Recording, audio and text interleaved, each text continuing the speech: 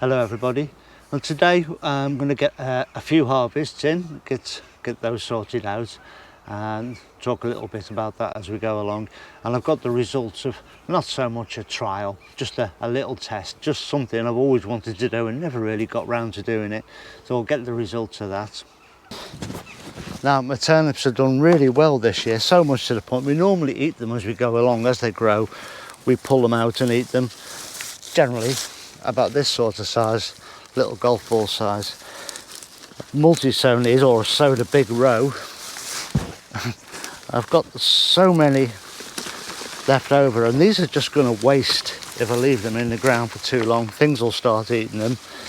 So what I'm going to do is pull all these up and just trim them off roughly, and I'm going to take them home, blanch and freeze them. And what I'll do before I blanch them is they'll get cut into various sizes, so they're ready for use when they come out of the freezer. So it could be sized for soups, sized for roasting, stir fries, whatever the desire is, whatever I want. So I don't normally have this much sort of left over, to be honest. Oh, that's a decent one. So yeah, I'm just roughly trimming them up. I'll clean them up properly when we're at home. And tiny ones.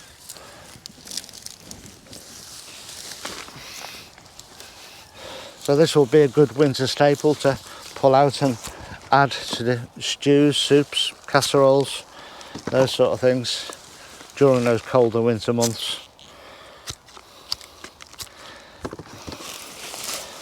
I've got about 3 rows of these. Another clunker here, another decent one. They've done very well this year, I must admit. I'm very, very happy with them. I think I'm going to easily fill this trug. Anyway, I'll carry on with these and come back to you when I'm done. Whole load.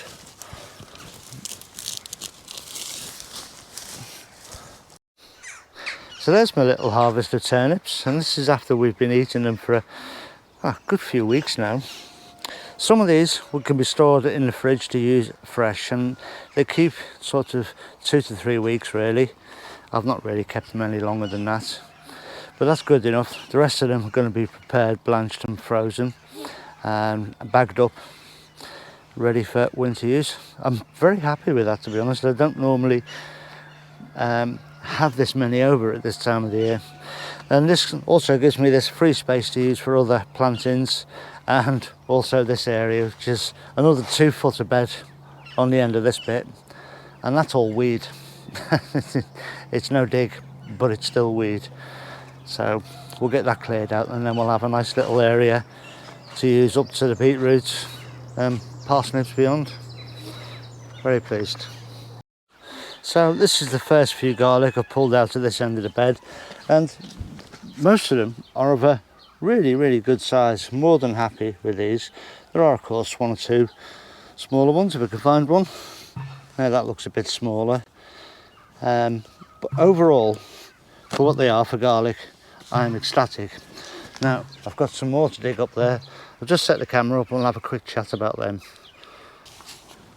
Now, when you come into planting garlic, you generally get the whole bulb covered in all the paper, and you separate the cloves off yourself. And what tends to happen is you tend to, if you're anything like me, and I know a lot of gardeners are, you will plant the big cloves first, and you'll leave the little tiny ones. They're almost paper thin, some of them. They're so tiny and so small, and you don't do anything with them. You just normally throw them away. They're surplus to requirements. You think they're never going to do any good. Well, I've grown them this year, and between these 2 canes here, this one and then this one here at the back, you may remember last year, and I'm hopefully going to roll a little bit of footage now from last year when I was planting them, and I've managed to get 4 rows of the smaller bulbs, the inner bulbs. It's the outer bulbs that you want really, that's how I've always been told. But I've planted all the smaller inner ones, and that's 4 rows there. I've got 7 rows there, so I know where they are when it comes to next year and we'll see if there's any difference. Which shows me planting them, and you can see, I mean, look at that, that's a bonny plant. This one's a little bit of a weed, but we've got some plants in there, so I'm going to fetch them all up like them, lay them out, and then we'll have a look and just see if it was worth doing, if those smaller cloves will plant. I reckon there's probably 1, 2, 3, 4, 5. There's an extra 20 odd garlic plants there. It's a whole 20 extra bulbs if it's worked properly. So we'll have a look. I'll fetch them up and then we'll come back and have a look at them.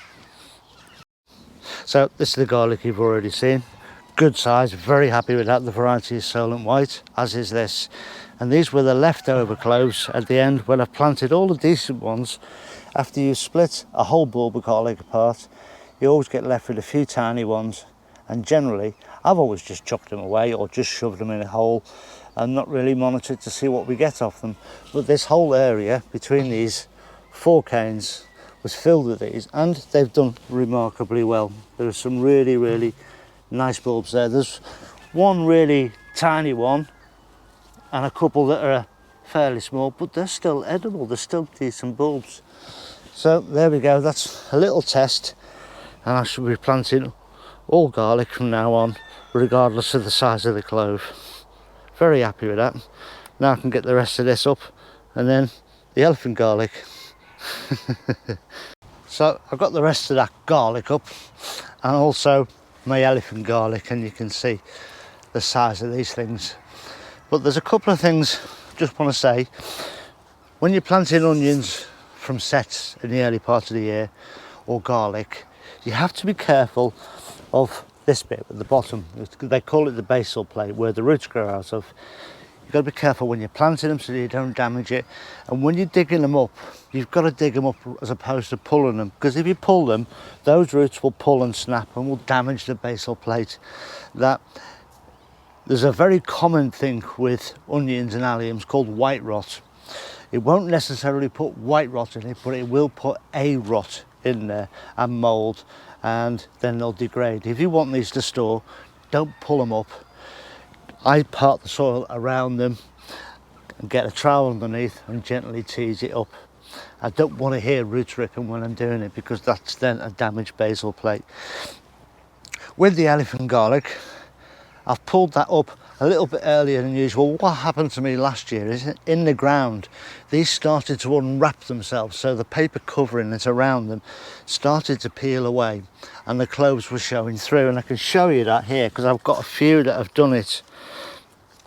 Hopefully you can pick this up on the camera. It's still a bit mucky, but this is a clove that's coming through these covers that are now punctured. I've got another one here. Again, here's the whole clove here. I mean, I can pull that off and show you it. The whole cover that was holding that whole bulb together has disintegrated. All that means is that these won't store very well, whereas the rest of these, because I've taken them up carefully, they're not punctured like these, will store all the way through till this time next year. In fact, I've still got some of this, probably the equivalent of 1.5 of one of these at home in the kitchen, ready to be used. This is elephant garlic, and it's not actually a garlic as such. It's more of a cross between a garlic and a leek, I suppose. It's quite mild, so I wouldn't think twice about using a whole one of them in a casserole. And it's just a lovely flavour. It's not heavy, it's nothing as strong as a garlic. Another thing of note is one of these didn't split. The idea is you put your cloves in the ground and they get a frost over the winter, and that splits the cloves and allows them to grow up separate. So you get this scenario where a whole clove is separate. And yes, that is a whole clove of elephant garlic next to one. It's actually bigger than some of my garlic, but this one didn't get frosted, so this has stayed as a round. Nothing wrong with it. You could eat it like that, no problem at all, nothing wrong with it. But if you plant it in sort of October this year, it will grow into one of these fully formed things. And as that's quite a big one, I'd be hopeful to getting quite a monstrous bulb. So there are just a couple of things to bear in mind. Now these are up, they've got wet soil on them. Be careful that you don't try and clean them too much at this stage, because this paper that's around them is very moist and it's easily broken and smudged apart. So that's as much as I'm going to clean them for now. What they need to do now is they need to cure, they need time to dry, and I will be setting up some racks probably in one of the polytunnels for all of these garlics to sit on while they cure and dry. Then eventually I'll trim them off. And with the garlic, these elephant garlic, I'll trim them off with a good 6-8 inches of stem left over, and these garlics I will plait into a string, but that's for another day. They need to dry off, they need to cure. So there we go, that's all my garlic up. Really happy with the crop. These ones here are to be used in the next couple of weeks, which they will be, so I might even make like a garlic butter out of them. That'd be quite nice. So there we go. So with all this garlic up now, I can get all this sorted, put away in a tunnel. Then I've got an empty bed, and that bed over there where I took the turnips from as well. Finished weeding that off at the end. It's a 5-minute job, and I've got a bed and a half for getting winter veggies in. So I'm starting to think that way. Well, I have been for some time really, but get this filled with winter veggies. And then I think I'm putting cabbage in here, to be honest. I've got a couple of types of cabbage to go in, and then these onions, when these come up, onions and shallots, in a few weeks time, I'll put kales in here, a couple of types of kale probably, and then we're all set for the winter. So it's that continuation and cycle. Anyway, that's it for today. Hope you enjoyed that. Please look after yourself, stay safe. I'll see you all very, very soon. Ta-ra now.